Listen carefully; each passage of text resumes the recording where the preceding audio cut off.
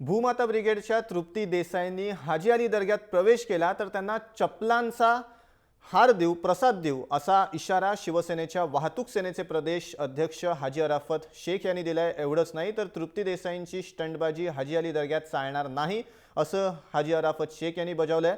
तृप्ती देसाई 28 एप्रिलला मुस्लिम आणि हिंदू महिला कार्यकर्त्यांसह हाजी अली दर्ग्यात प्रवेश करणार आहेत। तत्पूर्वीच इशारा दिल्यामुळे हाजी अली दर्ग्यात गोंधळ होण्याची शक्यता आहे। शनी शिंगणापूर कोल्हापूरमधील मंदिर प्रवेशाच्या लढ्याला यश आल्यानंतर तृप्ती देसाईंनी मुंबईतल्या हाजी अली दर्ग्यात महिलांना प्रवेश मिळावा म्हणून लढ्याला साथ दिली आहे। या संदर्भात हाजी अली सबके लिए फोरमच्या माध्यमातून मुस्लिम आणि हिंदू महिला एकत्र आल्यात।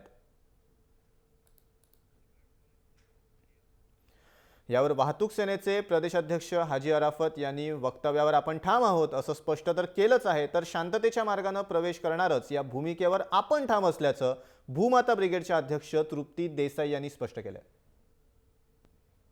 तुम्ही धर्माचा मुद्दा या ठिकाणी मांडताय, तृप्ती देसाई हक्काचा मुद्दा या ठिकाणी मांडताय, मात्र ज्या पद्धतीने तुमच्याकडून भाषा वापरली गेलेली आहे की चपलांचा प्रसाद देऊ, हे तुम्हाला योग्य वाटतंय का? बिल्कुल बिल्कुल। अगर दरगाह को किसी ने हाथ लगाने की, महिला ने अगर मजार को हाथ लगाने की कोशिश की, बिल्कुल हाथ लगाने की कोशिश की, विनाकारण काहीतरी आमच्या आंदोलनाच्या मध्ये स्टेटमेंट द्यायचं आणि प्रसिद्धी मिळवायच्या हाजीबाईंचा चाललेला खटाटोप आहे।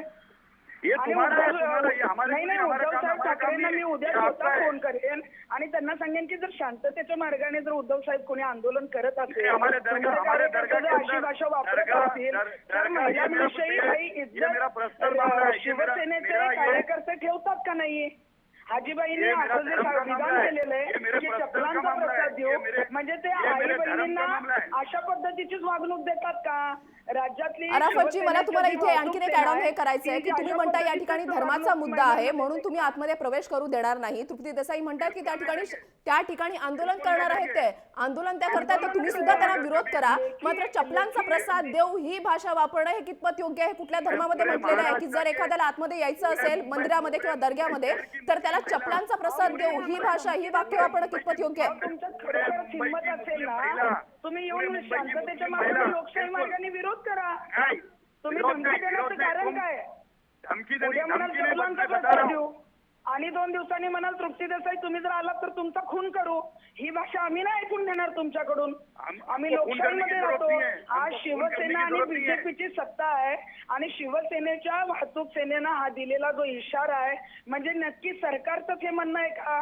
सरकारच्या वतीने शिवसेनेच्या माध्यमातून हाजीबाई जे आहेत हाजी अली संदर्भात अराफतजी, तृप्ती देसाई यांनी हा जो प्रश्न उपस्थित केलेला आहे ही सरकारची भूमिका समजायची का?